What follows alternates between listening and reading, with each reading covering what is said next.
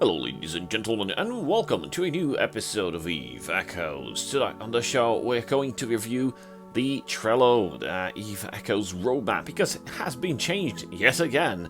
There's some interesting things that have been put there, sneaky mode. Some of them are quite good, and hopefully it's what they suggest, at least what the name suggests it should be. We've had some confusion in the past with other features. Hopefully this time it won't be the case, but I will do a follow-up with Joseph, the community manager, to confirm whether this is indeed true or not. So just to form an overview picture, the March still has the late March insurance version 2, which will be launched at the end of this month, while in April some of the stuff have been removed and postponed until the May release. So in April still remains the compressed ore and the Easter event. However, the Tech Level 10, new Tech Level 10 ships have been removed and postponed until May 2021. Also, the capital ships also balance changes to encounters. So we are left with a ship tree iteration. We don't know what that means. The name is pretty vague. I have no clue. I'll try to get some more details out of the developers. Hopefully we'll understand what this is exactly. And a sneaky feature added in April 2021 is corporation auditing. Now this was the thing that I wanted to talk about. If this is what I think it is, it's going to be epic.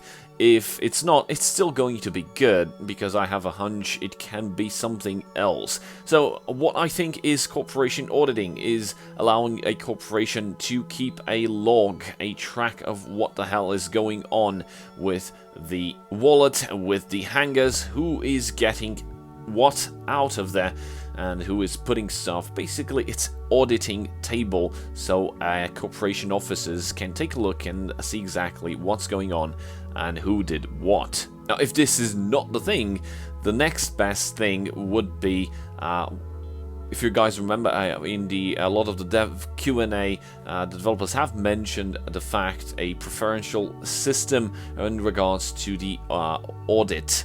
You know that thing where you do a transaction or a contract with an item that is overpriced or whatever, and the system doesn't know if you're a bot or not, and just puts your items into audit mode, and it's locked for 12 hours, 1 day, 5 days, whatever. The next best thing would be exactly this. Inside a corporation, everyone could do trading and stuff without the auditing happening, like your items becoming locked, or putting items inside a corporation hangar and those items getting locked, or you withdrawing stuff from the corporation hangar and those items getting locked. So it could be an improvement to this, but I'm really hoping it's actually the corporation auditing system, which is basically the audit books, the auditing logs that show you exactly who did what. I will confirm with Joseph, and I'll get back to you in probably the next video when we will be covering the Typhoon, the next Tech Level 9 battleship, to see how it behaves, what it can do. And of course, a lot of stuff has been postponed to May 2021. We've got the large balance update, which was already here. Balance changes to encounters. This was sitting in April, has been moved. I've been in contact with Joseph, and I noticed yesterday or 2 days ago that the balance changes to encounters and the balance changes to the delivery system actually completely disappeared from the roadmap. And I asked, wait a minute, what's going on here? Was this supposed to be? Okay, it's not going to be anymore. Has it been postponed? No, it is not. What's going on? And he basically told me that the changes are not that big, so I think they were removed by mistake. Actually, they were intended to be postponed for the May version. So we're going to receive balance changes to encounters, yet we don't know what exactly that means. Balance changes to the delivery system, they actually stated that they really need to improve the delivery system, because currently it's right down run to the ground. Following up, we have the capital ships, freighters, the new tech level 10 ships, which again was moved from April version. We still have the scanning and exploration for the industry decoder and the rig upgrade, and holographic reconstruction, update to Dead Space and Annihilation Space, compressed asteroid belts, and Dead Space modules.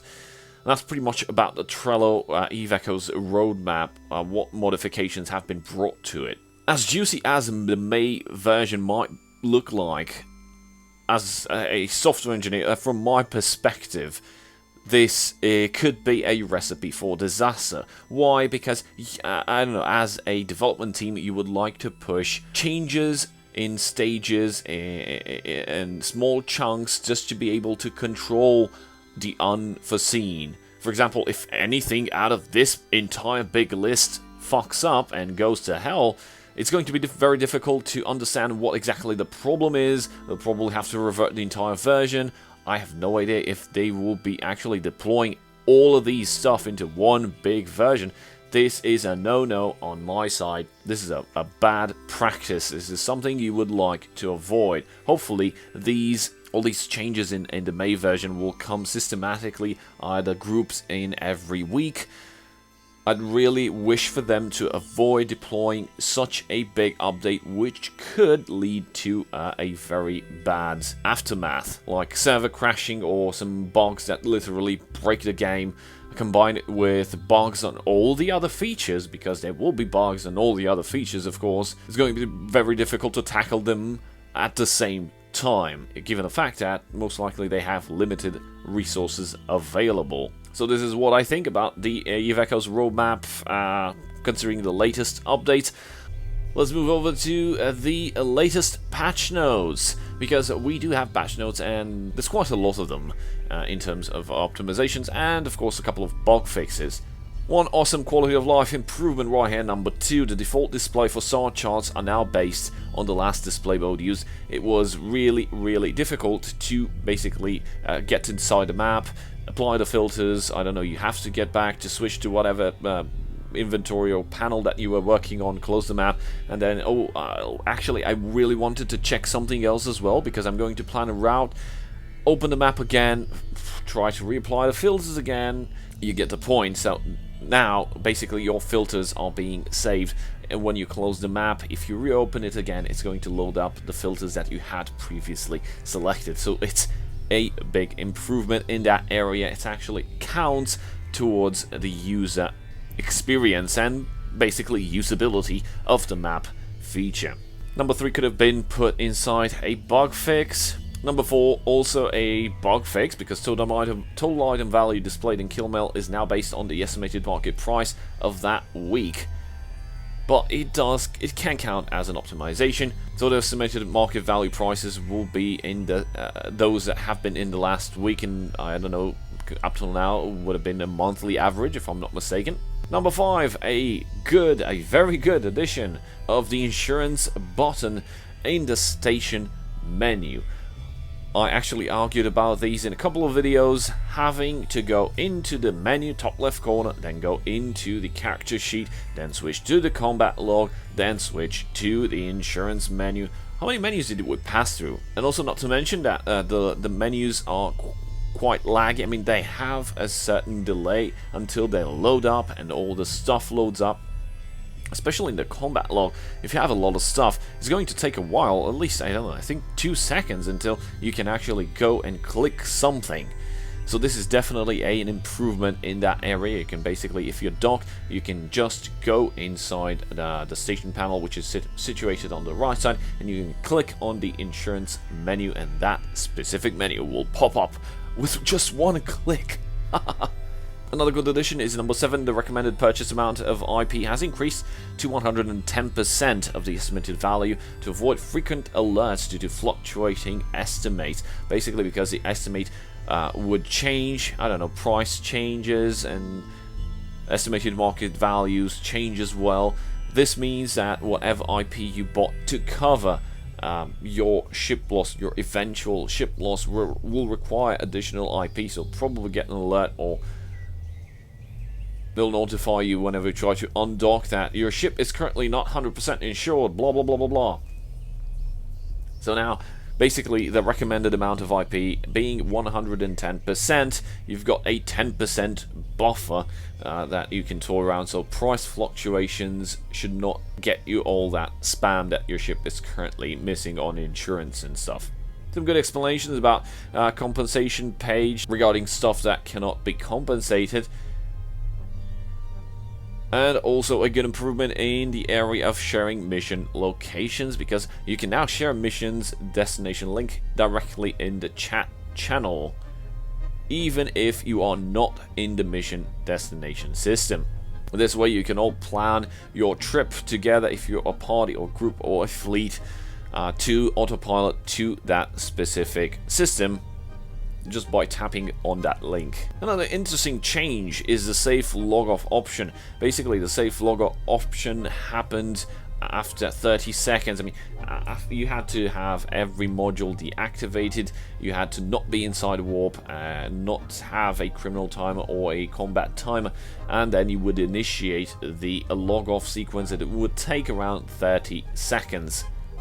This has been lowered down to just 5 seconds, but the conditions still apply.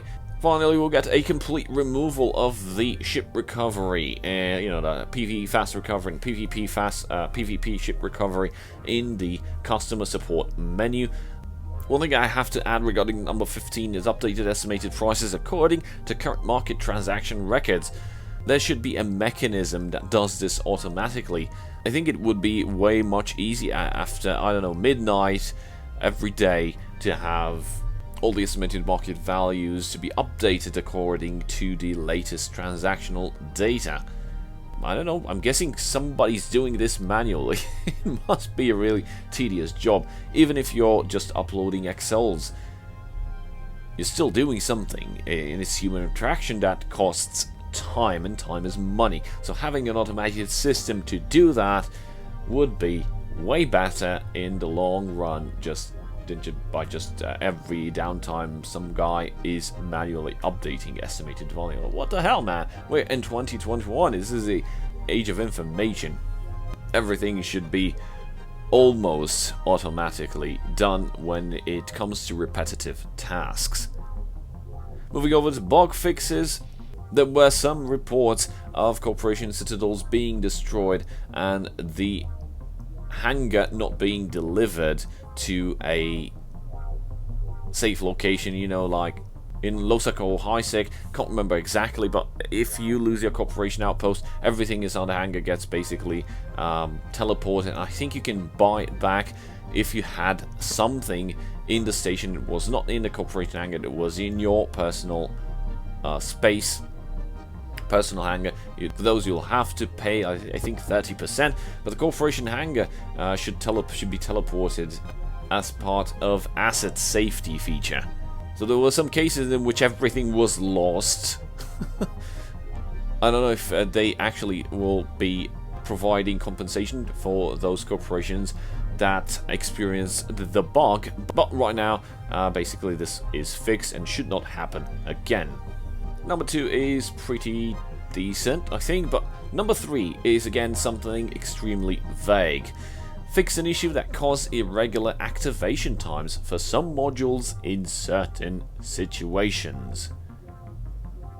And those situations were, I don't know, if you fix something that clearly affected how the game worked and the game mechanics, the core mechanics, because you're basically activating modules is part of any ship, and any ship that has items fitted onto it.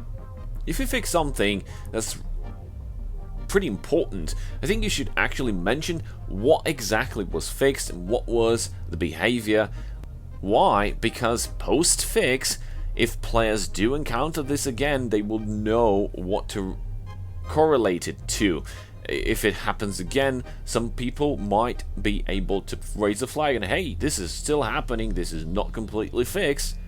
But yet again, this is like the usual problem with communication.